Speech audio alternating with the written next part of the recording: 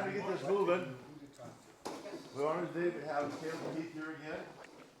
He's one of our recurring guests. We like him as his dad anyway. Yeah. But we're not going to record that, so we'll be fine. Let's see, I got the podium. Let's see. Where are you going to stand, Caleb? I'm going to stand here, I think. Okay. That's good for everybody. Yeah? Oops. There you go. You look good? You look good, Wayne? Give me a thumbs up. I don't know if he can hear. Can you hear? Oh, yeah, you can hear. Okay. All right. Sounds good. Well, no further ado, Caleb Keith. Oh, no TV. So you get the young guy, and I'm not going to use any AV. I'm not going to use any of the tech. So that's good. Well, thanks for having me this morning, guys. Redeemer Huntington Beach was actually the first place that ever had me come teach that wasn't like my home congregation or something like that. So it's always nice to be back with you guys. That was, I think, 9 years ago now. So long time. That was while I was still, I think I was a senior at Concordia Irvine back then. I've been about podcasting for a year or so. So for those of you who don't know me, I know a lot of people do know who I am. I'm Caleb Keith. I'm the director of podcasting for 1517. I host 2 of the shows at 1517, run also sort of our YouTube presence and YouTube channel with some video and stuff coming out. I teach at conferences and churches and stuff as well. So that's what I do. And today I wanted to just talk to you guys about a new idea I've been workshopping, working on writing about and stuff that has to do with schooling, which I think about a lot, probably more than you guys, because I have 4 little kids. And today, people are sort of really trying to navigate education. Where should I send my kids to school? Should I send them to public school? Should I consider homeschooling?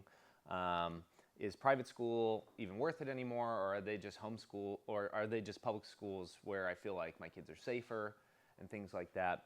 And so I think about this problem a lot, especially in the last year. I do homeschool my children, and we joined a non-denominational homeschool co-op in Big Bear that's run by sort of a small group of families who wanted to do things where they have, it's about every other week when school semesters are on, just 1 day a week, so it's not really a highly involved co-op. And when I joined it, it was mostly for the social aspect, just to give my older 2 children some opportunities to have some friends that they play with outside the home or outside of church or whatever, to have some of those interactions. But I noticed that the instruction at the co-op was suboptimal. It was, and also that a lot of the parents were new to this whole idea of homeschooling, and it was primarily reactionary. It was because of COVID. So I would say 80% of the parents, 20% were lifetime homeschoolers. They were just going to homeschool no matter what, sort of like myself. And then the other 80% all had a falling out with the public school system during COVID and decided to homeschool and seemed very lost, though, about what to do. And the co-op was not the substitute for not being able to navigate that at home. So I ended up just coming for like 2 weeks, and then by the 3rd week ended up teaching like 2 of the 3 sections, sort of telling myself to do that and helping along. So I've been thinking about this problem a lot because I think that Lutheranism has something particular to offer to the problem of what should we do with kids today, what should we do with education and schooling today, and has a rich tradition. The Reformation was not just a reformation of theology, but was a reformation of education and a reformation of the schools. The second figure of the Lutheran Reformation, Philip Melanchthon, his title was the preceptor of Germany, or the teacher of Germany. He was responsible for overhauling the curriculum and school system across Germany and honestly most of Europe, with impacts lasting till present day. Our modern day school system has many things to essentially credit to Melanchthon outside of certain changes and philosophy changes and things like that, just the curriculum in general and things like that. So we were at the front and center of reforming and setting up what is modern education 500 years ago. And now there's sort of a retreat amongst confessional Lutherans in particular from that very sort of system we helped set up. And I think we actually do have ideas and help to offer, not just from Melanchthon in his setting up of catechesis, but in general, but actually from Martin Luther in his small catechism. I think there's some lessons to learn from Luther that can help us apply what we should do with children.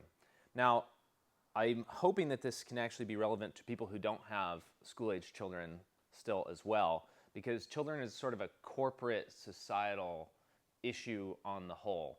If you don't have children at home, maybe you have grandchildren, nieces, nephews, people with cousins and things like that.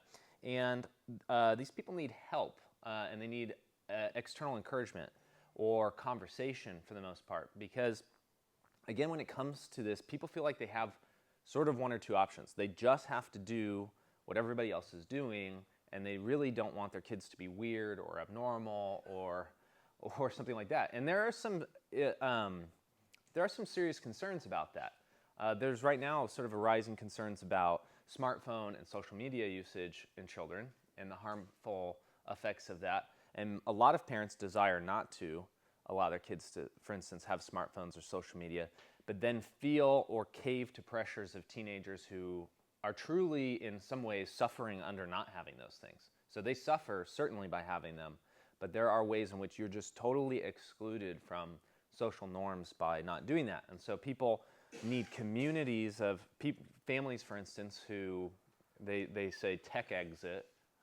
They need other families and other kids and other social networks other than the digital social networks and social media in order to succeed at those things. And so I think the same is going to be true with any changes proposed to how we school children. So the idea that I have, I've been giving a name, which is Every Home School, Lessons from Martin Luther's Small Catechism. And the idea is not an apologetic for homeschooling. Not everybody can homeschool. I can homeschool because I work an extremely flexible schedule where I set the hours. I set some very unreasonably early hours for myself in order to get a bulk of work done and then sort of work where I am. I can work from home. I can do something on my laptop for 20 minutes and then I can move on to teaching grammar for 20 minutes and so on and so forth. And not everybody has that level of flexibility. And if it was just my wife, she'd cap out at a certain level too. Especially when you have 4 kids that you're juggling and not 2. The infant running around makes it very hard to teach the 3rd grader math because you only have so much time to get around. So not everybody will be able to homeschool, even those who want to.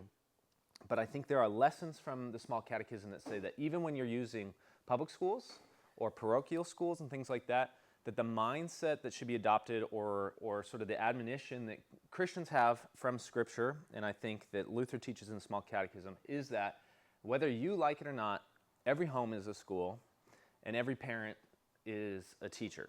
You are, in fact, your kids' first teachers, and when that responsibility gets laid aside, there's massively negative consequences to do this.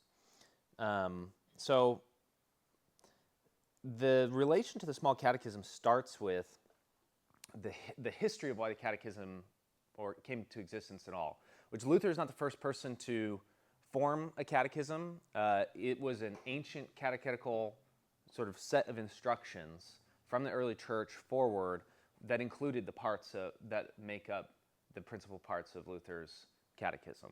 It was the 10 Commandments, the Creed, the Apostles' Creed, and the Lord's Prayer. That wasn't uncommon, but what Luther found was they did these things called visitations, and they surveyed churches around Saxony And Luther writes about the deplorable conditions that they found, which were that lay people did not know the commandments, they did not know the Apostles' Creed, they didn't know the Lord's Prayer, maybe they knew pieces here or there, and that even some priests had no ability to preach on these things at all, even if they had them in memory, and also that unified versions weren't being used. And Luther writes in his preface to the Small Catechism that at the time, it wasn't that you needed to he preferred one translation or version or ordering, but that he noticed that people couldn't memorize anything because your parish would switch between, 1 year teaching starting with the Ten Commandments and then the next year starting teaching with the Lord's Prayer or something like that. And people were having no repetition or memory of these things. And so it caused these awful conditions where people didn't know how to pray, people didn't know what the content of Scripture was or how that formed their life or worship. And I think the same thing now is happening just in general with education. And it started with teachers of the faith, pastors and priests, not handing these things down, and then families not being responsible for the passing down of the faith themselves in the home as well. So then when the church had lapsed, the home had also lapsed, and you end up in this situation where simply with the result being that the gospel was forgotten, right? And there was no resistance to the errors being taught by various bishops or other officials in the Church of Rome. And so then you have these massive changes possible that bring the conditions for the Reformation, because one of the core reasons being a lack of education starting in the home. So do we have the same sorts of problems today, both in the faith and just in general? I think the answer is yes. Children are more educated today than they ever have been in American history. They spend more hours in education time than ever, and more hours being directly cared for than ever, too, by parents. So here's an interesting stat that all of you would have seen change over the years, which is that from 1965 to 2012, there has been a 4 times increase in the amount of minutes per day that fathers spend directly parenting children or caring for children. Now, this is often cited as a very positive thing, and I actually think it is too, because the statistic from 1965 is really bad. It was an average of 18 minutes a day of direct parenting from fathers. Now, part of that is that in 1965, more American households were single-income households with dad doing most of the work, meaning he's outside of the home the most. But dad's seen a 4 times increase. What's funny is that mothers, who now make up more of the working population also than ever before, have also seen an increase. They've doubled from nearly an hour a day in 1965 of sort of intentional direct care of children to 104 minutes a day. They've almost doubled it. So kids are now getting 4 times as much attention and parenting time from dad as they were in the past, and twice as much attention from mom. And school hours are up, and the average amount of enrollment in college is up too. So just this amount of education and time has been heading up and up and up. And with that, you would maybe think, okay, they're better off. They're better educated, less anxious, more independent. No, none of it is positive. It's grades are up. It's just which is meaningless. Essentially, yeah, you'll find out. Grades are up. More students have A's than ever. However, all standardized testing scores have either plateaued or are down, leading most demographers to conclude grade inflation is everywhere. And actually, you can see some of these trends starting with really aggressively with my age group in the 90s. In the 2000s, more and more parents felt the need to pressure teachers and institutions into granting high grades in order to guarantee access to college. And you can just see by college enrollment numbers too that this pressure worked, and everybody did buy into a scheme that college is a right, not a privilege. It's not something that we should guard at all. It's the education shouldn't be specialized. It should be universal and for everyone. And so that's definitely interesting. So what do you do if time is not the answer? Ends up being an interesting one. Literacy rates are like horrifyingly down as well. People, even those who can read, the reports of people who enjoy reading independently, especially young people, are down in the low double digits, like in the teens percentage, like 15 to 18% of people in high school say they even enjoy reading or would read for pleasure. So literacy is down, just free time reading is down. And despite all of this college education, I think just anecdotally, we all sort of feel that people are more educated than ever, and they're dumber than ever. There's just positions are not reasoned out. Political, philosophical, religious positions are not reasoned out. Classical, if you partake in any sort of apologetic conversations for the faith at all, they're increasingly difficult because it doesn't matter that you can appeal to historical fact or to the realities that the biblical text is reliable or something like that. It's all about how I feel or just I don't like something, and so you feel like you're at ground zero about this. And there's not really much you can do for people who have already been shaped by this system besides pray, continue to talk with them, and work with them. But I think there is stuff we can do right now about the generations among us who are being raised in our churches. And that is to adopt what I call is this homeschool mindset, or this every home is a school mindset that for me is really prompted by the beginning of Luther's Small Catechism, and each section at the beginning of Luther's Small Catechism. So before the Ten Commandments, before the Creed, before the Lord's Prayer, before each section, there's this little phrase that we might all just glance over very quickly. And I would say actually for the past like 30 years too, the phrase comes off as misogynistic, and so we do just read over it very quickly. And does anybody or everybody know what the phrase is at the beginning of this? Yeah, as the head of the household should teach his family. So very offensive in today's world.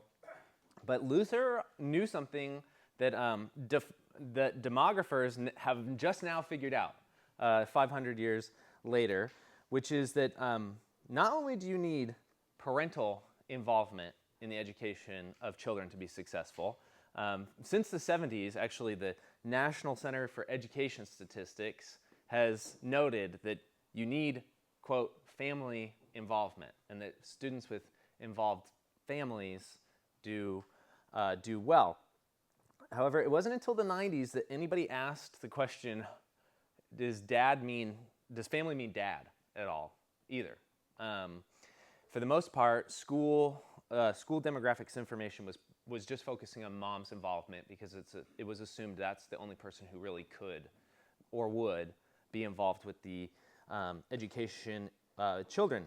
Funny enough, it was the Clinton administration that noticed that this was an overlooked thing, and Bill Clinton's office put out a demand on the Department of Education and the National Center for Education Statistics to do explicit research on the involvement of fathers in education and outcomes and things like that. So they did. From 1994 to 1997. Several studies finally included dads, and now, thankfully, almost every major education study, when they do parent information, also includes dads. Questions about whether dads are involved. Surprise, surprise, Luther knew what he was talking about, and it turns out that when fathers are highly involved, the majority of children, so over 60% of children who have fathers involved, receive mostly A's and also report enjoying school, while only a third of students with uninvolved fathers can get the same marks of success. So 2/3 of students with an involved father will do well in school and enjoy it. I think that's actually almost more telling when we have great inflation. Do they actually enjoy it or knowingly participate in it? And then those with uninvolved fathers, it's only 1/3 who do. So despite these benefits, dads, even though they're spending more time with their children, are increasingly less involved with direct schooling, which is interesting when you look at these studies as well. So dads now spend, instead of 18 minutes, an hour a day caring for children, but they spend less time doing things out loud with children than they ever have before. Like reading out loud, for instance, is dropped off a cliff with dads in the last several years. And you can also see that, again, increase in dad's time with children, but even with that increase, only 27% of fathers report themselves as being highly involved in their children's education, while nearly 60% of mothers say they are highly involved in their children's schooling. So it's just this huge dichotomy. Again, part of it is the working dichotomy, but that gap is closing. In California, especially in my generation now, young women are out-earning young men in the sort of 1995 and younger demographic who have entered the workforce. So they're not working at any lower rates than men are, yet when they become parents, they're still taking on all these responsibilities. One of the things that actually does prove is this myth that because dad is working, he's too busy to do things with children. And again, going to Luther obviously knew this as well. Luther did not live in an equal and egalitarian medieval society. And so the idea that dad still had responsibility, particularly when it came to education of children, is not one that is excluded by being busy or having a job or things like that. It's one that is very easily adopted in today's world, where dads are already setting aside on average 4 times more time a day to spend with their kids than they ever have before. And so I think the first thing we have to think about as a lesson from the Small Catechism is that the head of the household is the one responsible for the education of children, even if you don't homeschool or educate in the home.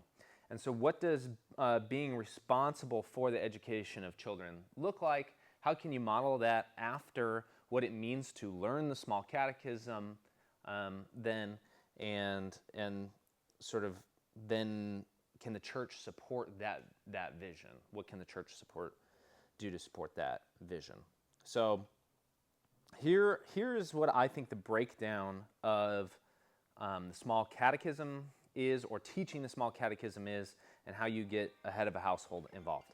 So in order to teach the Small Catechism, you first must know the catechism yourself.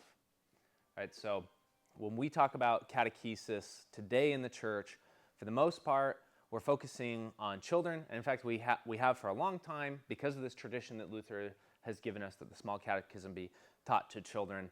But there is a demand on us to always know this material if we're going to teach children. So the first thing we have to think about in getting parents involved with teaching catechesis in the home is that they themselves need to know the material. So pastors, church leaders, and things like that, just like the demands of Luther's day that priests empower the home, which he puts in his introduction to the Small Catechism, pastors today also need to, when teaching catechesis, re-catechize the parents or check in on the status of parents' knowledge on this subject matter. Luther wrote the catechism that a father and a mother, a household, could teach this. It's not complicated subject matter. You don't have to be an expert in theology. You didn't have to be a doctor of theology to understand and teach the catechism. And knowing the catechism may not always even mean having every single part of it memorized exactly, but having the tools to know what are the chief parts of the catechism, how can I find them, do I know how to navigate this little book, do I know how to find the questions or the answers that to questions children may have that have been placed in there, do I know who to talk to, do I have a relationship with a pastor and other people more educated with me to help me navigate portions that I don't understand how to draw the dots and things like that. So knowing the material does not mean getting a degree in theology. It doesn't mean always knowing exactly the words that even the small catechism has, even though it's simple. It means being able to find, capable, able, and willing to find that information when you're called upon. I think that same demand is one that we can transport to schooling. So when your kids are in school or your grandkids are in school, knowing the material is step one to being a head of the household who is responsible for the education of these children, even when somebody else is facilitating the day-to-day hours to do that. Do you have to become a public, have all of the knowledge of a generalist public school teacher in order to do that? No, you don't have to. In fact, you've probably forgotten lots of the fine details of things that you learn in school that you can kind of function without. We all have to lie to children a little bit when you're teaching them grammar and math that they're going to use it every day, right? You have to convince them, and you realize this even as somebody who's learned grammar more than once, relearned grammar when I learned Latin and Greek and Hebrew. I've been teaching grammar to a third grader, and every once in a while you go, oh yeah, I remember doing that. And so you kind of have to lead them on that, yes, you're going to use this. Absolutely, you're going to use this every day. You're going to have these 23 helping verbs memorized for the rest of your life. No, newsflash, you're not going to have the 23 helping verbs memorized for the rest of your life. But all of us should be capable of finding out and relearning that information, at least temporarily, in order to teach children or to help teach them. So knowing the material, parents should be skimming the textbooks to all of the classes in there. They should know the table of contents. They should relearn how to navigate to the right pages of a book, to answer keys, to things like that, without Googling everything or using AI now to answer all of those questions. You might use those to help you with certain aspects of this, but parents need to know the actual material that their kids are learning. And parents sometimes are very shocked when they find out the material that kids are learning. I don't know if any of you remember, it's probably 15 years ago now, but like the massive uproar over Common Core math being adopted in public schools and stuff. The reason why, it was completely unfamiliar to any parent or grandparent or anybody who is helping. It was a new methodology, a new standard, things like that. It maybe had some flaws. I don't know it. It wasn't around even when I was a kid, so that's how new it is. And so a big problem when you change stuff like that is sort of like Luther says in his preface, when you're changing versions all the time, you can't get any help, you can't get any memorization for things like that. So because there's no standardized necessarily textbooks across the country too, it's probably not going to be what you had or what your kids even had in school, but you have to be willing to spend the time to get familiar with the material. You have to. We're Lutheran, we resist change. Yeah, we do. Probably rightly so. Yeah, we resist change. We just adopted English. Yeah, we did. Wouldn't it be cooler if we didn't? I was thinking about that recently. We had an episode on Thank You Fellows where we talked about that it was in German, and services for most Lutheran churches were still in German in the early 1900s, and it's just it's cool. You understand why. That's shorting the Swedes and the Norwegians. That is. Which would offend both my wife and myself. That probably offends a lot of people in this area. I noticed I drove past the Vikings. The high school mascot is the Vikings here, so you have lots of you Scandinavians here. So, but yeah, no, we had these services, and it'd be kind of cool if we did. But you totally get why it should be in the common language of the people who are worshiping. St. John's Lutheran Church in Orange, and it has Gott ist mit dir. Yes. Painted on the front of the church, or up front. Yeah, which is a replica of Emmanuel's sanctuary from when they split in like 1918, which is a very cool old German building if you haven't seen it before. Emmanuel Orange is gorgeous if you stop in there. But yeah, you have to understand the material in order to assist children. So I think that's our first lesson from the Small Catechism. It's our first demand placed on us. And these are really, educating children is a vocational demand that we all have. There should and are going to be children around us at all times, whether it's in our churches or in our own families and things like that. And so helping people to understand and know the material. Can you help make time for your children and grandchildren to learn the material? Can you help people at church to know the material? Do you know the material of things that are being taught children at your church? Do you know what books are being used? Do you know if it's just a catechism? Do you know what the coloring pages say on them? Do you know the material? We have a responsibility to know the material. The second big one is that the catechism was taught orally in the home. Okay, so not everybody could read very well yet. In fact, Luther's German Bible sparked a literacy sort of phenomenon across Germany, and in fact helped form the written German language and grammar. So there was some written German, but the official and government language was still Latin, and most official documents, almost all official documents were written in Latin. One of the unique things about the Lutheran Reformation is that almost all of our confessions were written in both German and Latin. So even when the official document that was adopted or signed was a Latin document, there was often a German translation or a German pairing to go with that, and that stayed true through our tradition all the way to the formation of the Book of Concord, which in 1580 there was the formulated first Book of Concord was actually German. It was the German versions and editions of all of those documents, followed by, in 1584, a authorized Latin version, which is very backwards from when you go to the very beginning of the Reformation, where with the first confession, with the Augsburg Confession, the official document that was given was in Latin, and they read a German document at the request of Prince Frederick, but it wasn't the official language of the court. By the end of the Reformation, we've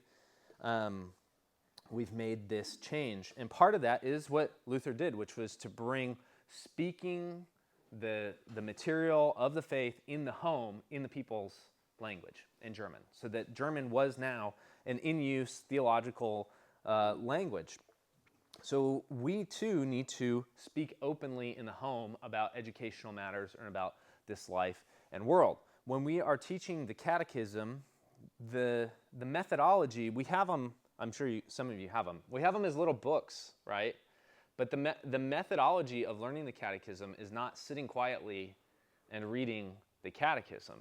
It was meant to be read out loud at the dinner table. In fact, many of the early versions and prints of Luther's catechism were posters. Posters to be used, hung up in a home for everybody to see and to read. And one of the ways that a head of the household ensures that the catechism is being taught is whether he is reading it or not, you can actually know if the catechism is being taught in your house if it's being done out loud. If it's just assigned reading or assigned homework that somebody does quietly in a corner, you'll never know if it's actually being done, or it might be being done, but nobody's understanding anything. You can't hear struggle. You can't hear somebody stutter through reading a difficult word. You can't hear questions that people have at the end of this. And so Luther knew that learning needed to be done out loud and spoken and preached. And this gets into sort of a key element of our Lutheran theology, which is that faith, from Scripture, faith comes through hearing, and hearing through the Word. Our faith is a faith of public proclamation and preaching. It is not just a private faith. It is not just a feeling or an inburning in the heart. It is something that we receive externally, publicly, through preaching and the sacraments. And that is an effective way of delivering that faith and the knowledge and all of the gifts that come with faith to somebody for lifelong enjoyment and lifelong benefit. And so the same thing we can apply. We can actually just apply this to learning in the home. If you, and I think this is also a lesson that homeschoolers naturally know, and that actually teachers in schools know this as well, but parents who are detached from those two things often see themselves as sort of just the assistant. I'm here to ask questions or navigate homework when called upon. but not a primary voice. And so I think this is something a lesson from the Small Catechism, enforced by homeschooling, applicable to everybody. If you're homeschooling and you start at a young age, like we did, you have to read everything out loud because the kids can't read yet when you start with kindergarten and first grade material. And even when they can read, they can't read all instructions and things like that. So you end up becoming a public reader all the time, every day when you do this. And so this is a mindset that I think all parents should learn, which is when your kid comes home with homework or assigned reading or assigned text, this should become in some ways, a group reading activity, to be honest with you, or rereading the instructions out loud. So if your child has a question about a homework assignment, should you just read the question in your mind and then help them find the answer? Or should you read the question out loud? Yeah, this is a out loud habit. And we know otherwise, again, that Luther was right about this. Amazing that before mass demographic studies, how could anybody know all of these things, these things were true? Just incredible. Just this year, HarperCollins Publishers out of the UK, I assume because book sales are down, has published and funded several studies about reading in the home, one of them about reading out loud to children. And they have found that so the study was last year, 2024, so very recent. Fewer than half of 0 to 4-year-olds, so even little kids, only 41% are read to out loud regularly. Are read to out loud regularly. This is a really big decline in just 10 years, because in 2012, 64% of families said that they read out loud regularly to 0 to 4-year-olds, so to little kids. Now, you can probably guess that as kids get older, this gets a lot worse. It's 36% for 5 to 7-year-olds, 22, and only 22% by the time kids reach 8 and 10. And they didn't even bother to ask about high schoolers. Reading out loud or regularly in the home is just like a disappeared fact of life that many of us grew up with. Funny enough, all of those declines in literacy track almost right along the lines of this. Your literacy has almost everything to do with, do your parents read at home and read to you at home, and almost nothing to do with, did you go to school? And they find that in public school systems in California, actually the public school system in California found that almost all literacy declines in the state could be tracked to parents not reading at home. That the percentage is just down nearly 1-to-1 with not reading at home with children. Again, I mean, it's funny, but it is sort of miraculous how well Luther knew this, that when the knowledge of the faith had disappeared, the first place he went was that this material has to be read out loud in the home. If you read this material out loud in the home, they will learn it. It's how children learn to read. It's actually how they learn to form ideas and concepts too. So critical thinking skills is not just sitting down and explaining how critical thinking works, but actually speaking and reading out loud contributes to somebody's critical thinking skills. It wasn't our generation. So when did they start that?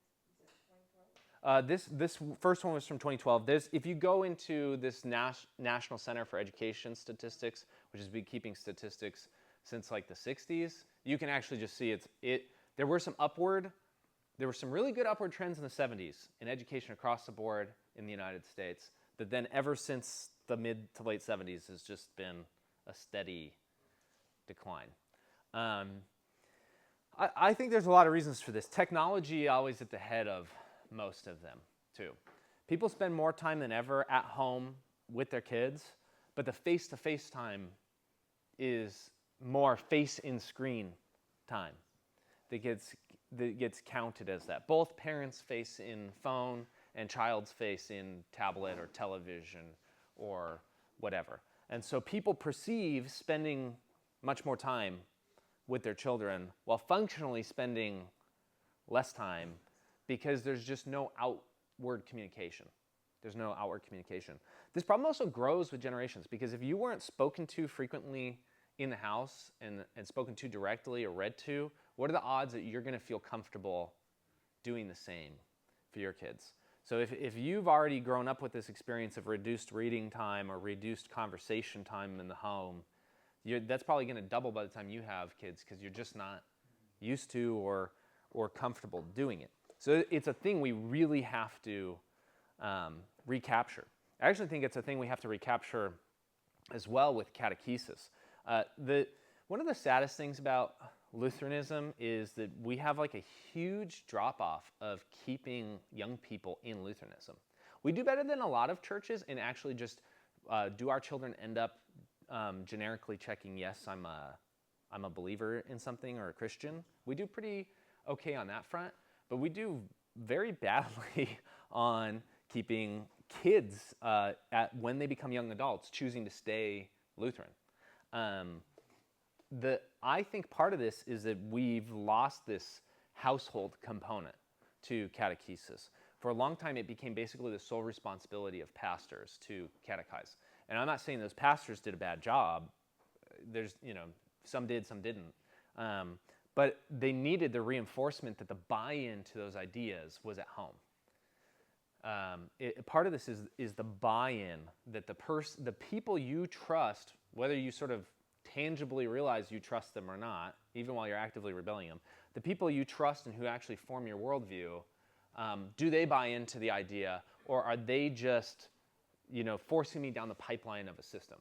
And that's the same thing we see with that one of those first statistics I read about schooling too, which is when you have parents, particularly dad, involved and bought in the idea of your education, you like going to school because you have buy-in, personal buy-in into the idea that I should be doing this. The same thing for catechesis. The kids need to not just feel like they're part of a system getting the completionist through. They need buy-in. The way to get buy-in is to have mom and dad communicating and talking about this openly at home to their kids. And being part of the learning, being part of the repetition, being part of the quizzing, being part of just being part of that study time. Read the commandments to your kids and then ask, what does this mean? Read the what does this mean and ask what commandment. Reference theological terms in everyday life. Now apply that to general schooling as well. You can do this with basically every subject. Point out when something is math. Point out how much things cost. Make children order their own food at restaurants. Talk to them like adults. It seems kind of like basic stuff, but it's stuff that we've forgotten and that adults don't even like doing anymore. I was sitting at a pizza place last night and about 60% of the customers came in with an order off their phone, grabbed their food off the counter and left. They don't have to talk to anybody to do anything. So part of this is just consciously sort of resisting some of that and participating in public conversation again in the home. I have been reading a book about tech exiting. I'm not totally convinced about. I'm a techie person. I like this stuff. So maybe I have a predisposition to not liking the idea or buying into the idea wholesale. But part of it seems to me that even if you're going to keep your phone and you're going to let your kids watch TV sometimes, you can do that kind of stuff, that you have to then consciously do this other stuff. You have to be somebody who talks to their kids about problems, explains when stuff is going wrong, talks about where you're going, what gas station you're going to stop at. It just seems silly, but the more you explain what's going on in your head, the more they buy in.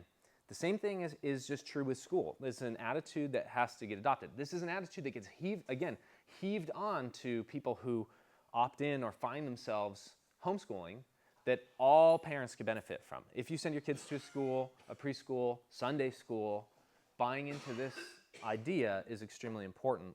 And also important for just those of us in communities like a church too. Talk openly not just about the weather, but about church, about the sermon, about your Bible study when you're here with other people. Again, it's one of those ones where it's easy to get into small talk, but the more you actually have real conversations about the world in earshot of younger people, the more they actually pick up, have buy-in to that's how the world works.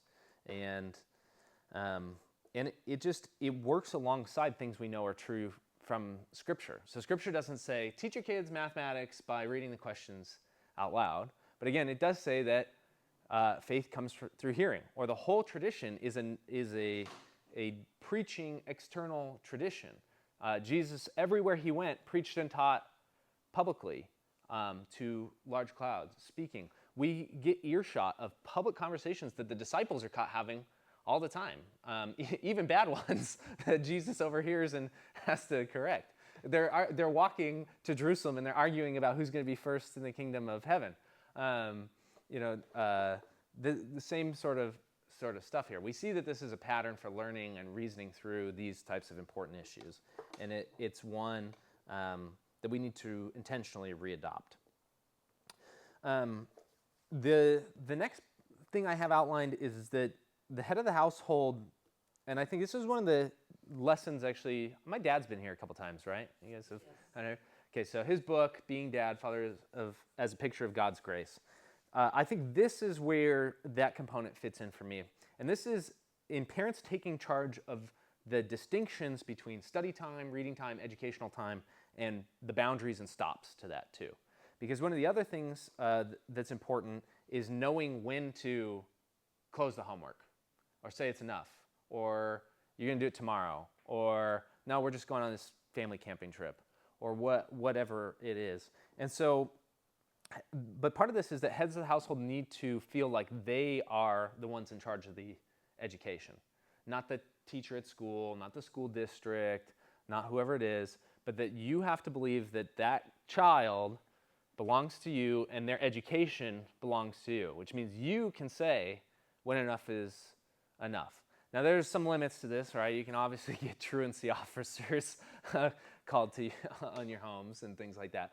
But there's a huge portion of this, which is the nuance of knowing when to stop, when to be gracious, that really only parents can detect if they're tapped into their kids' lives when burnout is occurring, too. I actually think the same thing can be said about church attendance, too, because sometimes as families we can accidentally give children and young people the impression that we're just going to church for church's sake, right? And I'm sure we've all dealt with this with a 12-year-old going, oh my gosh, do I have to get up and go to church this morning? Every once in a while the answer might be no, right? Every once in a while it might be okay to say, we're on a road trip. We don't have to find a church in town this weekend or whatever. You can chapel skip without God getting too upset at you. There's a line there, especially if you notice that your kids believe that you're going to church because they have to. There's like a moral obligation and not because there's a gift or something they're receiving there, right? And it can give you an indication that something has been miscommunicated to children. Now, sometimes it's just an indication that you have teenagers or preteens who don't want to get out of bed and things like that, and you should just kick them out of bed and drag them to church whether they like it or not. This is a nuanced sort of situation, but part of it is, are you monitoring, is there burnout happening because this has just become a completionist scheme for this? And again, this is the same thing with the Catechism. Luther put in repetition to the pattern of the Catechism. What does every article of the Catechism have immediately after the section from Scripture or the Creed? What is the phrase? Well, that's at the very end, but right before that, what does this mean? Every time, right? First commandment, what does this mean? Second commandment, what does this mean? Third commandment, what does this mean? Go through the whole creed, what does this mean? Go through the Lord's Prayer 12 times, what does this mean? There's a pattern. There's repetition to it. And so education needs to have repetition. It's a massive part of how we learn. I don't know if any of you have surveyed anything kids are doing in school today, or even, I find this with homeschool curriculum, repetition is like gone.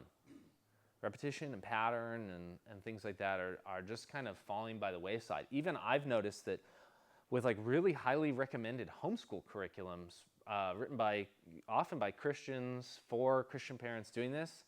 You like learn a lesson, you do the idea from the lesson twice, and you move on to the next lesson. It's literally, most of these books are designed to get you through the grade, and that's the goal. They're to complete the object. And school too, really since the No Child Left Behind era too, is about pushing children from one grade to the next. In fact, it is just verboten to hold somebody back or make them repeat grades. I forget what state it is. There was a news report out just last week.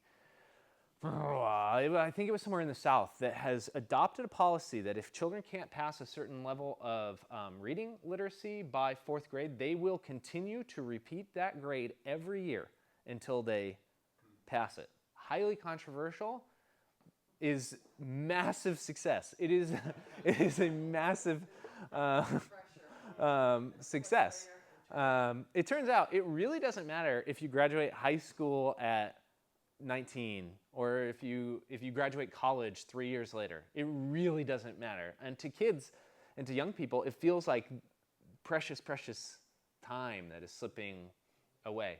And like once you're, I'm only 30, but once you're 30, you like look back and go, it wouldn't have mattered if I had graduated college 2 years later. It would just sort of everything would have worked out still. You don't understand that when you're young. And so again, this is a parent's responsibility too, right? So I could be thankful that there's some sort of school district somewhere experimenting with this, but parents have the right to hold back their children in a grade. You can do that even here in California. You can say, they got all B's, you know what? I want them to stay in 3rd grade again. I want to re-enroll them in 3rd grade. You can do that. Parents have to know when to set boundaries, when to hold them back, when to advance them maybe, when to know they're being held back by a system. Again, this means talking, asking questions, hearing answers, doing repetition in the home. Can you turn lessons that get moved through very quickly in the course of a week into repetitive memory work? Can you do something? For instance, I brought up these 23 helping verbs. The reason why is I obviously taught the 23 helping verbs this week to a 3rd grader. We sat down and I did the memory work exactly like I would have to do for Latin in college. It was flashcards, write a list, close your eyes, write the list again, take 20 minutes, quiz you again on the list. Oh, these 4 you forgot. Do the flashcards again for 10 minutes. Did that for about an hour as she had 23 words memorized. Didn't take an hour in the grand scheme of things, not too long. The textbook I was working with, which I think is an excellent textbook, had no suggestions, no nothing for this, right? So if I hadn't known how to do this because I have previous experience learning languages quickly, I might have been lost. So this is a skill, though, that the church has. Where did I know to do repetitive memory work? From the church. I grew up repeating the Catechism every year through grade school. We went through the entire Catechism every year. I had flashcards. Teachers had flashcards. So we went. I was blessed to go to a pretty good, I think, Lutheran school that did this. That's a thing that we can steal from our own tradition when it comes to just general education and helping people out. Turn things into repetition if they're not presenting themselves like that. It also helps fill that other one I said, which is talking and learning out loud. Quizzing people on repetitious, memory-driven things is an out loud activity. And it's actually something we can re-adopt at church too. If you're doing catechetical memory work as part of a confirmation here, or as part of Bible verses, as part of Sunday school and things like that, it would be beneficial to do out loud memorization with the whole group here, and not just send them, hey, here's the memory verse at the end of class, come back next week with it memorized. That's not the worst thing in the world, but doing it out loud as a group has huge benefits. Doing it as memory and teaching the parents the exact methodology or rhythm or pattern too, right? Because if everybody knows if we set things to music or we set things to rhythm, it's easier to memorize. We have books of the Bible songs. We have, we have all this. make sure that the parents know the exact rhythm and melody that you're teaching if you're doing those kinds of things here. And if you're in a house and you're homeschooling or your kids are going to a school where they're not doing this, you can make up your own songs, rhythm, melodies. You can, maybe this is actually one of the tools of the internet. Go on YouTube, find one of the million song versions of any educational thing. Pick that one for your house. It doesn't even have to be the best one. Just never change it and just do that one for all of your kids, and it'll be easy to do. I can't get out of my head. We did this, our grammar textbook in school was something called, growing up was something called the Shirley method of grammar. I don't think it was crazy popular because it's still not in today, but everything was set to song. I cannot get these grammar songs out of my head. The last time I did this was 5th grade. I can't, they're there forever. And it helps that when I'm teaching my daughter, I can be like, da-da-da-da-da-da-da. You know, it's just, and again, I'm drawn to the preface of Luther's Catechism, where he kind of talks about the paralysis of picking a right version of these texts. So in his preface to the Small Catechism, he talks about how people keep switching between texts of the commandments and orderings of this and a text for the Apostles' Creed, and that he literally says, just pick one and stick with it. It doesn't have to be the best one, even. It doesn't matter if it's the worst one. Just stick with it, stop changing it, and do it. So if you do something like this in your house, just pick a memorization method and just stick with it.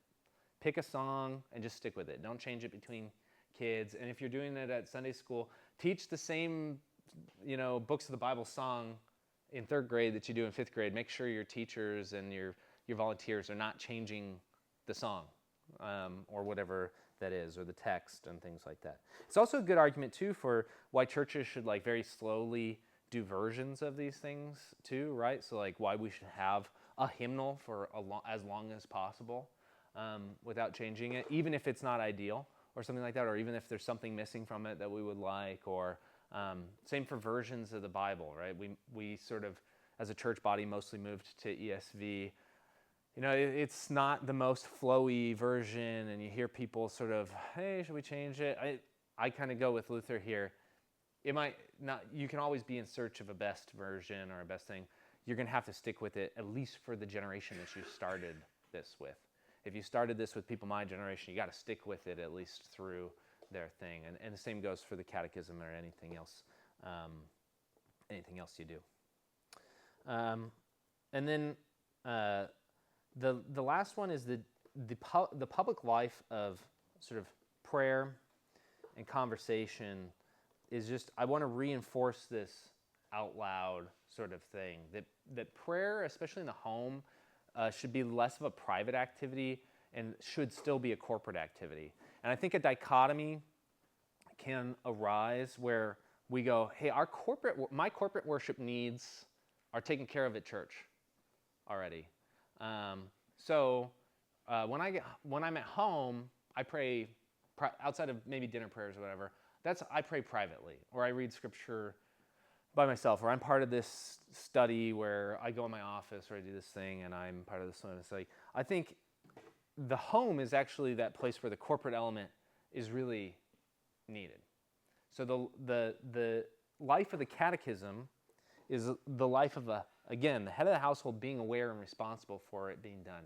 In order to do that, it's got to be corporate. It's got to be public.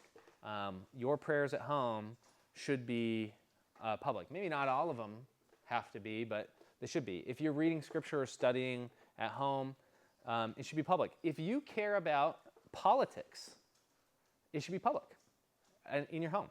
You should, if you got kids over, don't be afraid to have the news on and to talk about it. It sort of goes with what makes Thanksgiving so uncomfortable for people. It's just people arguing about religion and politics, and the assumption is that everybody in the family disagrees on all these subjects, and so you shouldn't talk about it. Well, maybe people disagree about it because nobody talked about it. Why does everybody have their own ideas? But that's watch the Christian news, because the Christian news is positive and it's prayers in the news as well, versus the regular news is the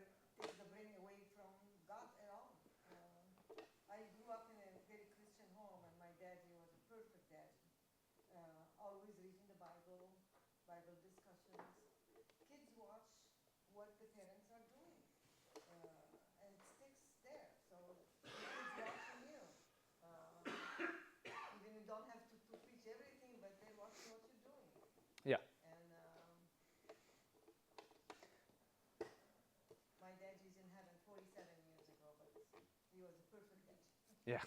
Oh, and it's, for people who this sticks with too now, like your positive associations with the faith are also located with the person who you loved and trust, right? With your dad. And so you know who handed the faith down to you, and you know who was responsible for that. And there's just great blessing in that. The thing I would add here too, though, is that controversial topics, I think, should be also first tackled and discussed in the home. I can't believe the number of people I've run into whose children, the first time they were exposed to a sexual dilemma is at school. Or the first time they even found out that, two girls could kiss and love each other is at school. Why is it at school? I get that it's sort of the awful sexual dilemmas of our age are crazy to navigate, because you're constantly wondering, when should I tell my kids when should I have these conversations? Should I have these conversations? The answer to should I have these conversations is absolutely yes. See, that's a problem I had with I taught in Lutheran schools for a while, and they were primarily designed to shelter kids from those things. Well, and parents want that, which is interesting. And I didn't do it, and I wasn't very popular. Yeah. Because you learn that at home. Yeah. That's why.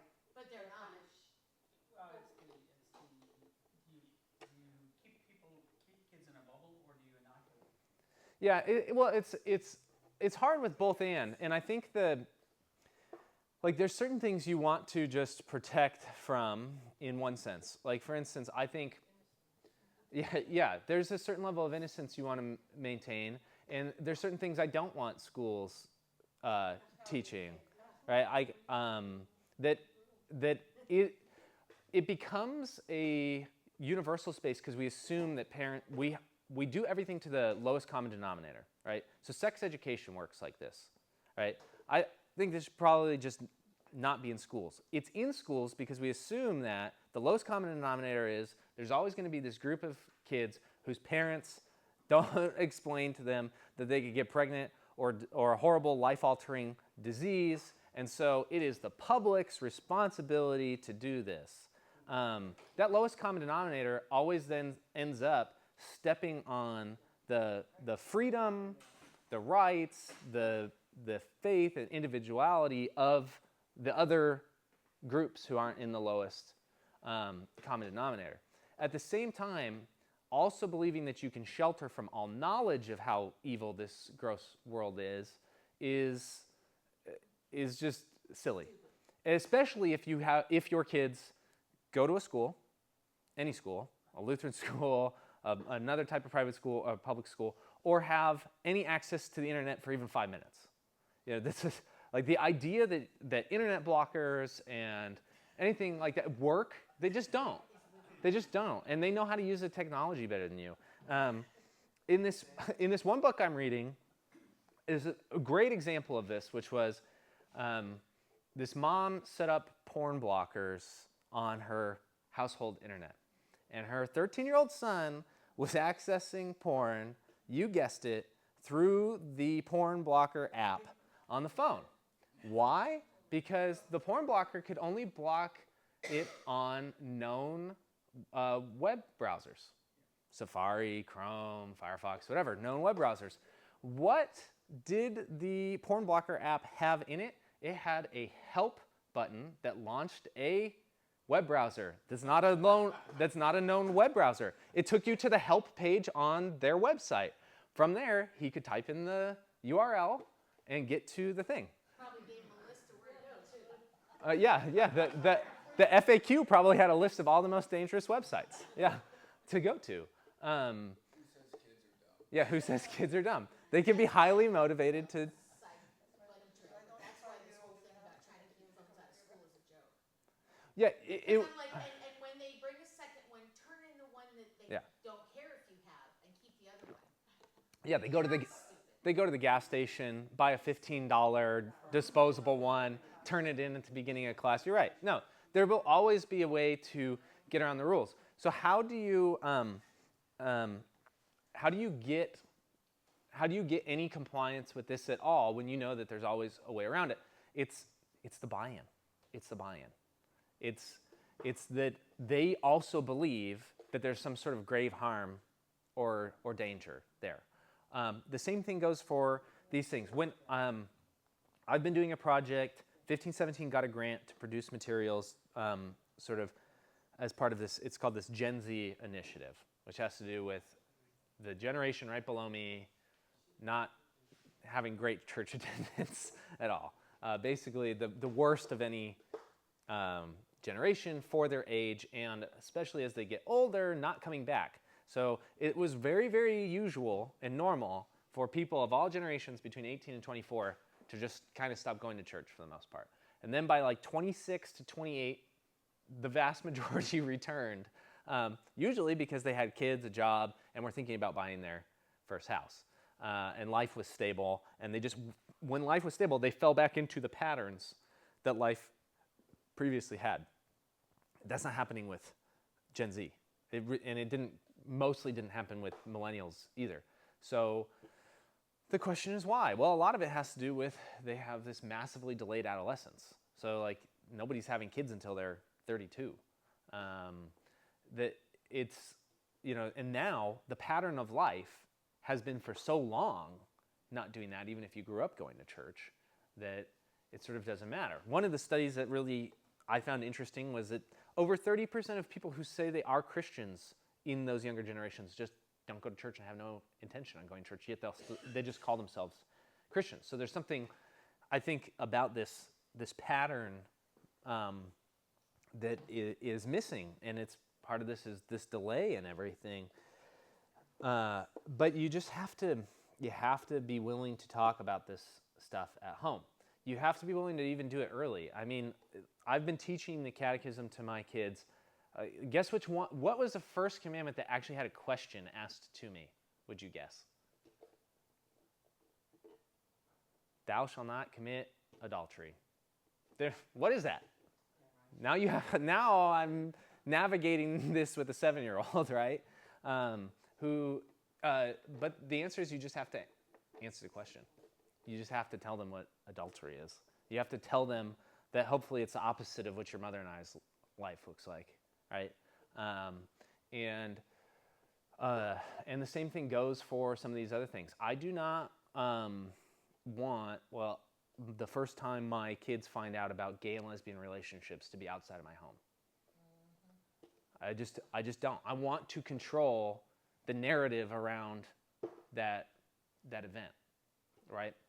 And so you have to be willing to probably even have those conversations a little earlier than you think or than you would have wanted to 20 years ago, and especially push people with kids to just rip off the Band-Aid and have the hard, confusing, icky conversation about these things.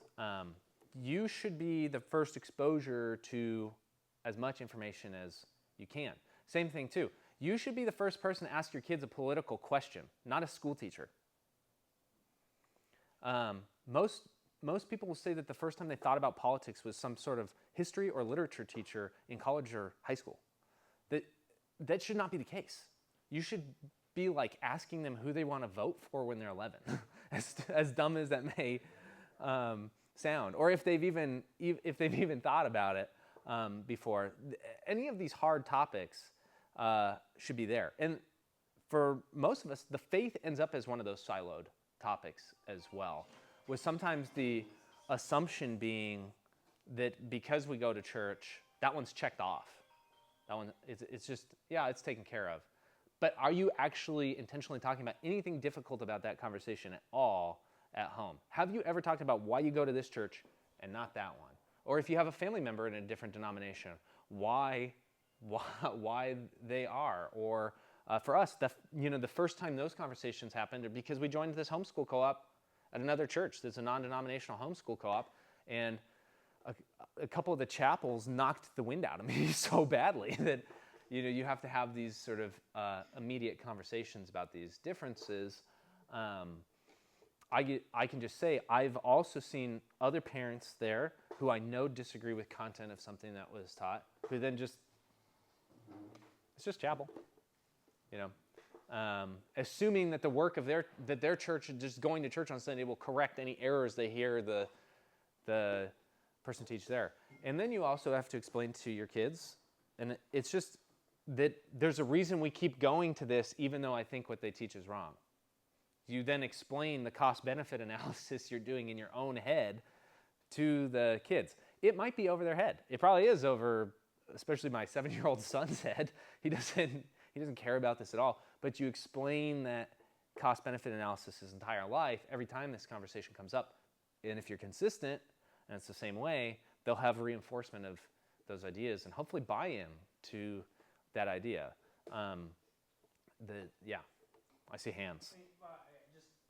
Something you said earlier about treating them like adults, and it seems like we make up a false dichotomy between talking to a child and talking to an adult. Yeah. And we really should just treat everybody like a bigger or a little smaller or larger adult. Yeah.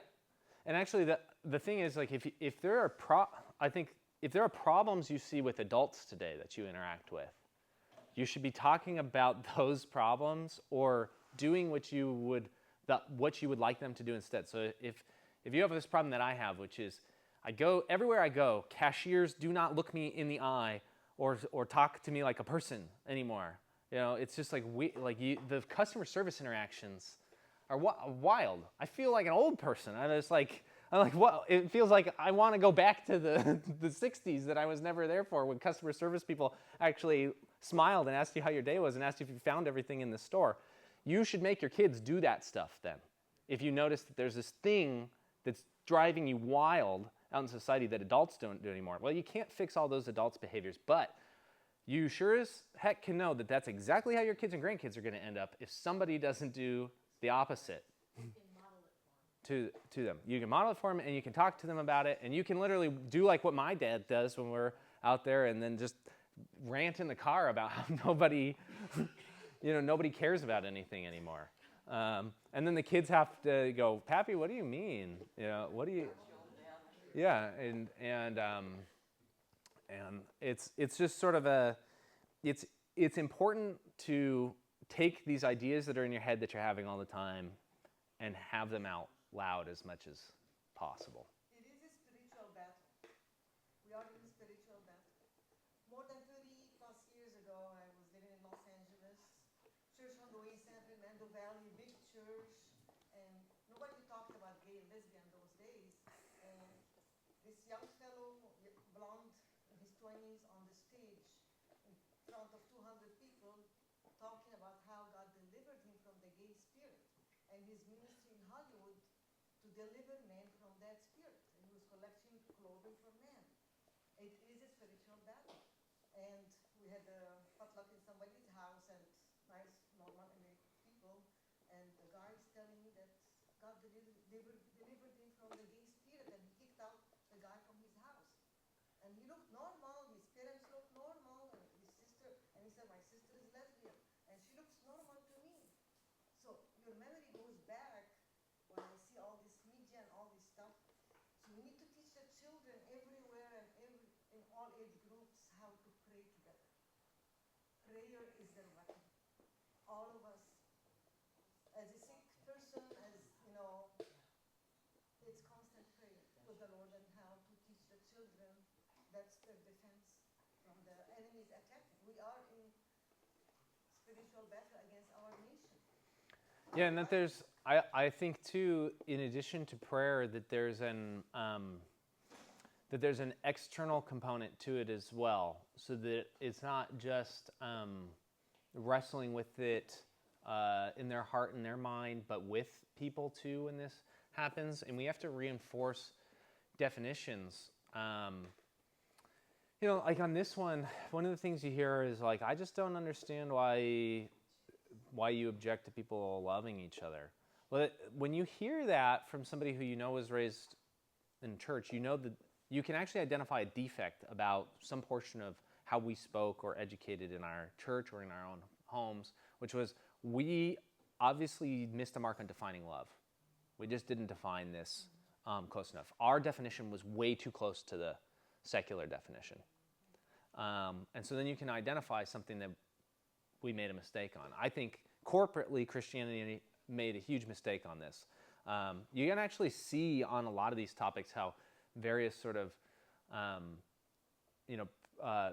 types of Christianity and Christian service and act and love in the world language is actually adopted by a lot of these movements. And so then you can see why it's confusing to people then if it's just like, well, I thought God was just love. Well, how do you teach wrath and love, law and gospel? Did we just teach love? Which, by the way, just teaching love is not teaching the gospel at all. Sometimes that gets confused of saying, oh, we just taught the gospel, not the law. Oops, we were antinomians. No, you probably weren't. You probably just taught so much about love as a work that they're confused now why you're not being consistent about loving people and how that conforms to this. So there's lessons to be had all around us. One of it is just our silence on that kind of stuff, or not reinforcing definitions enough, and things like that. And again, if there's any set of just pragmatic lessons from the Catechism, it's that you have to do the ordinary. And it might seem like, I probably already did that. Or they went to catechesis or whatever, and repeat, out loud communication, out loud reading, corporate conversations about important issues, about the faith, about philosophy, about politics, about why you make decisions, and do that with education too. And that's sort of that's the hope. That's how parents who homeschool will be forced to do it if they're going to do it well. Is going to be lots of lots of out loud speaking, lots of repetition, lots of buy-in, and it's also the way that anybody in any educational model, parents have a responsibility to do. You have to view teachers in the school system as assistants to you, essentially. And I think that's also the way we need to reinforce talking about it to the people in our lives with children, or who are planning on having children, or who don't have children yet, is that you are the primary teacher. Your house is the school.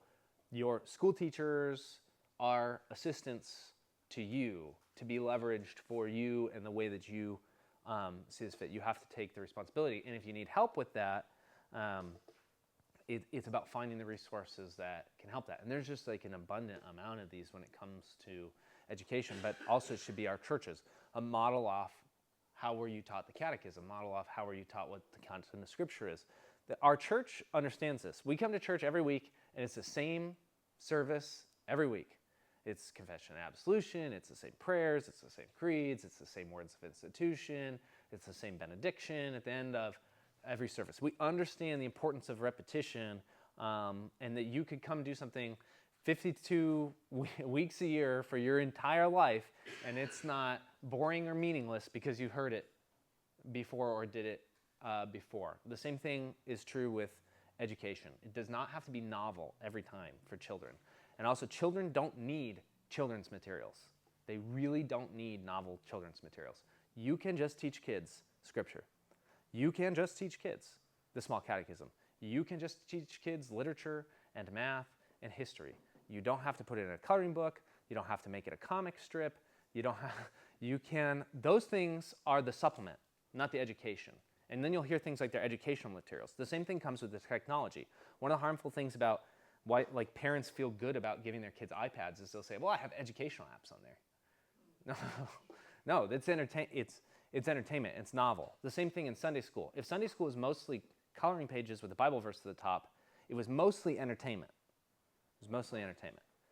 Same thing with school lessons as well.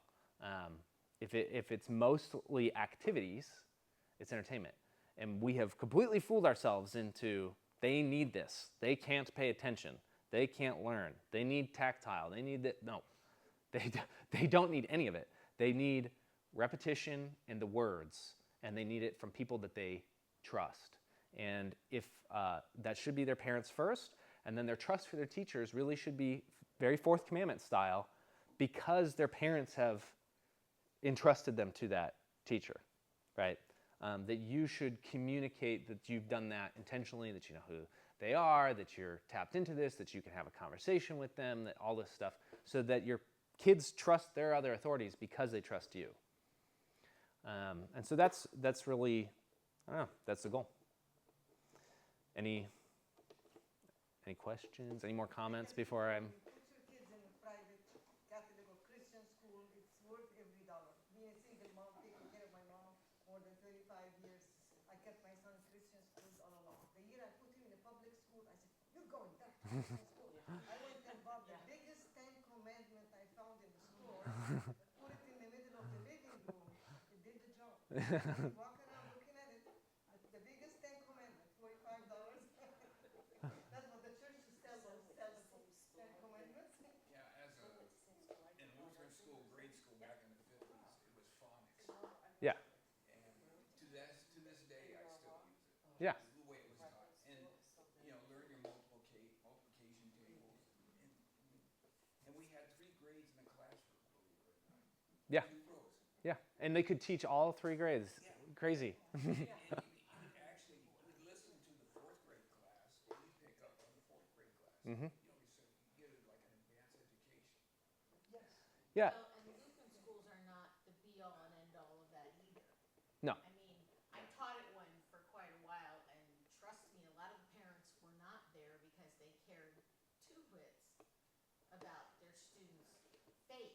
It's a spectrum, right? Too of those you you can't just trust that blindly that a school with any label is going to do it. It was interesting. I taught a semester for as a long-term sub at Orange Lou High School for a teacher who was on maternity leave, and I surveyed the class about why they were there, and over 80% were convinced it was because their parents thought they were safer there from things. Then I asked them, "Are you?" And they said no. And so, you know, like, again, it's one of those ones like, is sending them to Christian school going to stop them from getting a girlfriend when you don't want them to? No, it's not. It's like, again, that's going to be buy-in from you. Like, just prohibiting it won't stop anything, really, unless you're really good at prohibiting it and filling their time with so many activities and family time that they just don't have opportunity. But you could get people to buy in that they don't need a high school girlfriend or boyfriend. So, you know, that's... Oh, and you stand, I understand now that we're getting away from SAT testing for colleges and stuff like that. Is that what's happening? A lot of colleges, it's just low priority on those exams, and also which scores they take is very interesting.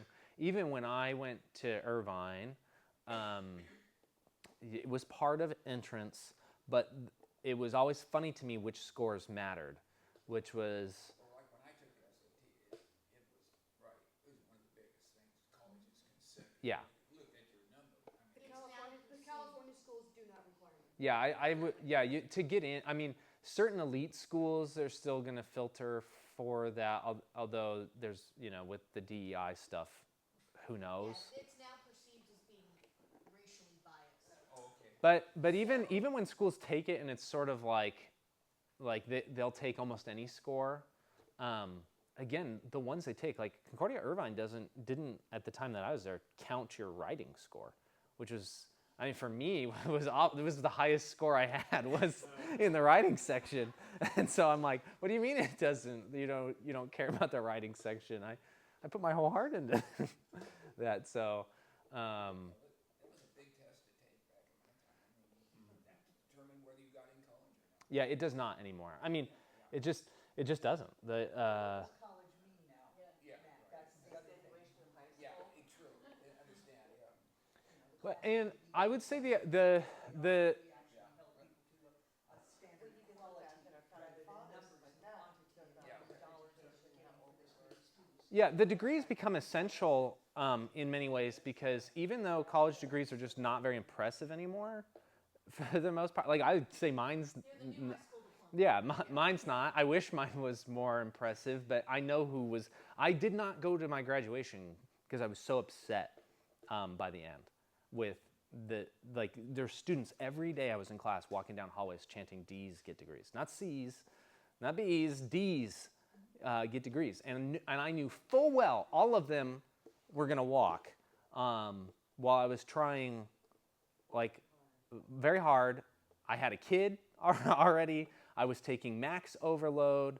I was, and you're just surrounded by people who you know are going to have the exact same piece of paper as you. It just doesn't matter. But it does matter. It does matter in this sense, though, that college diploma still leads to does lead to higher earnings on average. And it's one of these things that for a while the dialogue has been, hey, you don't need to send your kids to college. They can get into a trade, which I think is a great encouragement, except it does turn out that like when Fox News posts those high-paying plumber jobs, that's like the owner of the business, not like the guy who for the first 15 years is crawling under the house making like 50 grand a year, even in California still. So, and so it's difficult to say, yeah, I don't want my kids to go to college. In some cases, that's saying like, I don't want them to earn an extra $25,000 a year for the rest of their lives. Like that's hard, even though the degree is sort of, it's not. It's meaningless. You're playing a game. The way to resist that, even though, is if you don't want your kids to go to college, you have to find the route. There still has to be a route. There are cool trades out there that are even high paying, but you just can't be like, go get any job. They're not going to go get any job. You have to determine their future for them. I tell people this too. We were on a family road trip last summer. We do one like every other year. My wife's family lives in the Midwest, so we go out there. And people are really bad about making small talk with children. They're just really bad. They can't ask a single real question at all. And the default question that everybody asked my daughter was, what do you want to be when you grow up? Oh my gosh, stop asking kids what they want to be when they grow up. Who cares what you want to be? You're not going to end up what you want to be. It changes every 10 minutes. Yeah, no. Stop asking kids what they want to be when they grow up. If you want to talk about their future because you want to talk about their interests, talk about what they like in school. Talk about what books they're reading. If they tell you they're not reading a book, talk to their parents. Oh my gosh, nobody in this house reads? Maybe then read a book. Sit down, go, in this valuable time that I have with this child temporarily, I'm going to sit down and read some books and things like that. It's stuff like that, but you can only discover that if you ask those kinds of questions instead of like, what do you want to be when you grow up? So I really don't care what my kids want to be when they grow up. They will hopefully get pushed into a specific area at some point as their skills and personality and things like that show themselves. And also, there are certain things I absolutely expect them to be that have nothing to do with what job they will have. I expect them to be married with children in a church. That I don't care if they want that. I'm pretty sure they will want that, but that is not part of the infinite choices. And that has been lumped in as part of the infinite choices. And one of the key portions of modern schooling is enabling choice. And in fact, it's actually one of the things about the gender stuff. The first time that gender identity was used was actually in a sneaky paper at the Department of Education, adopted by the Department of Education in 1994. Not 2014, not 2024. In 1994, a coalition of teachers adopted at the Department of Education that gender identity was a part of the free choices that they should be encouraging amongst children as part of a universal project to encourage children to be who they want to be. So then when we just accidentally slip into things adjacent to that, like talking about what do you want to be when you grow up, we also slip into accidentally talking about, do you want to be straight or gay when you grow up? Do you want to have children or not when you grow up? Because that's a choice. That's not a mandate and gift from God. That's just a choice that, like any other choice. It's like cereal, really. Having kids, It's like, do you like Lucky Charms or cornflakes? Do you want to have kids? Do you not want to have kids? Same category. And we can just accidentally be adjacent to that so long that it sneaks up on us when we go, well, I didn't think asking you what do you want to be when you grew up meant a mom or not, or that I wasn't going to have grandkids or not. And it did for a lot of people. It did. And so we have to learn from the consequences of my generation and the one below me, that with kids now, we have to talk more, and we have to talk in a much more straightforward way, and we have to be careful about the definitions and the terms that they're using. But that requires that parents be encouraged and essentially told that their vocational responsibility is to actually be the first point of contact for this and to be in charge and responsible, even if they're not going to homeschool. I do encourage people, as many as possible, to do it. It's quite empowering. You'd be astonished how effectively and quickly you can actually teach school material. And in the modern working environment, there are more and more people like me with a flexible job that can do that. But for people who can't, it is possible to also be the person responsible and in charge for the education. It may mean resisting kind of what people around you are doing, but it is possible. How do you deal with the parents that abdicate that responsibility? I mean, like in your life or just in general? Both, but just start general before we get into specific. I think the ones like, I don't know what to say to parents who don't want to have that conversation about sex with their kids. They want somebody to be protecting them, yeah. but they're not. They can't talk about it. So well, then who should? I think you just have to be. I'm to the point of just being blunt. Now, I don't have a lot of relationships to lose. Is the problem, right? Like, that's the hard part that people have, is when you hear that and you know that a hard conversation needs to happen, but it's with somebody that you want to continue talking to, and so you kind of you feel maybe hostage about doing it. I'm to the point of having blunt conversations with more people in my life. So that's kind of my suggestion, is just saying you have to be, and if you're not, there's just their consequences are negative and they're farther streaming than you think they are, because it's actually not going to be an adult even. It's not even going to be a teacher, even if you disagree with that. It's going to be another child. It's going to be Lord of the Flies, and it's going to be a child that speaks to them in a way that is just convincing and appealing off emotion in that friendship. And as much as you may feel trapped or imprisoned by not being able to have certain conversations with people, it's even worse for children who feel like losing one friend is the end of the whole world, that they'll never make another one.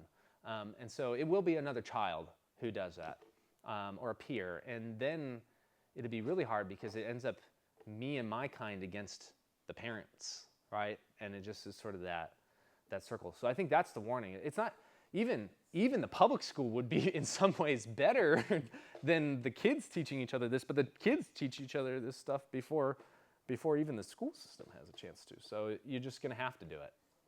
You cannot say God made Adam and Eve. It's nothing else in the Bible. It's not biblical. Yeah, and again, you have to kind of teach what definitions of love, you have to teach what the real definition of love is, because that's what you'll get hit with. That's what they'll get hit with. That's what everybody's afraid to explain. Why shouldn't two people love each other? Well, I love you. What's the problem with that? Yeah. But. Yeah, and that love's not just an emotion.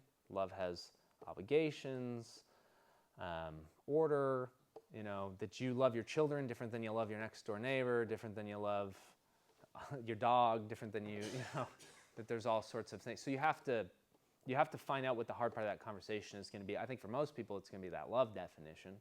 And part of that then is, like, again, making sure that when we talk about love in church, that we talk about it in a real sense too. Because part of this too has also just been that talking about the love of God has just been so abstract for so long that people can't disconnect that those two loves would be different. And so, yeah, it's difficult. I'll give you an example of one of the reasons I've lost sort of, like, I just don't hide as much anymore, and I just have these, I am a big mountain biker, and I have a group of friends and like just acquaintances that I ride with in Big Bear that make up like a mostly young guys who live up there. I assumed that since we're in the mountains and everybody's kind of granola-y, like these guys are all like 90% chance they're more liberal than I am on almost every issue, right?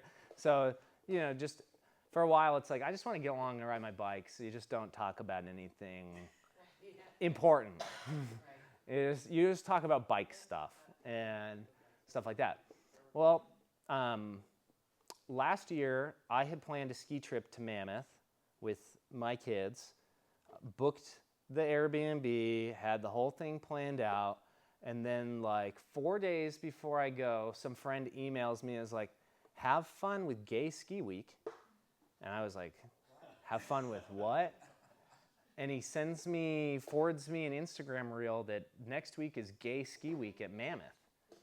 And I'm like, what on earth? So I go to the Mammoth website, and there's nothing on Mammoth's website about this at all. I'm like, what do you mean? So I look into it. It's a third-party company that sets up these giant gay events that are literally, and this is not like Pride. This is like Sex Fest. Like as deranged as you could think it is. And they take over resort towns and places and things like that. And Mammoth is on their annual calendar, scheduled for the week that I'm supposed to take my kids up there. I don't. My dad and I cancel this trip. We lose money because you can't get all your money back on this kind of thing. And so then I end up mountain biking with one of these guys that week, and he goes, weren't you supposed to be in Mammoth this week? And so then I just said why I wasn't there. I said, it's Gay Ski Week, and I'm not taking my kids to Gay Ski Week. This is ridiculous. It's been enough of this. They can't control society and be deranged in public anymore. This is ridiculous.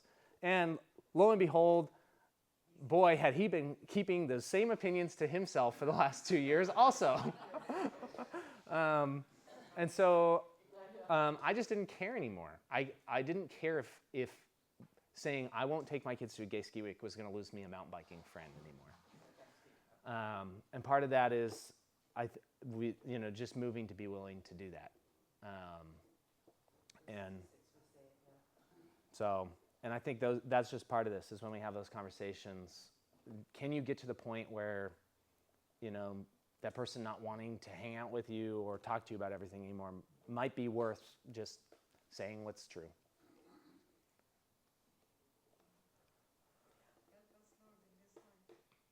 Yep. So, well, cool. Yeah, thanks for your time.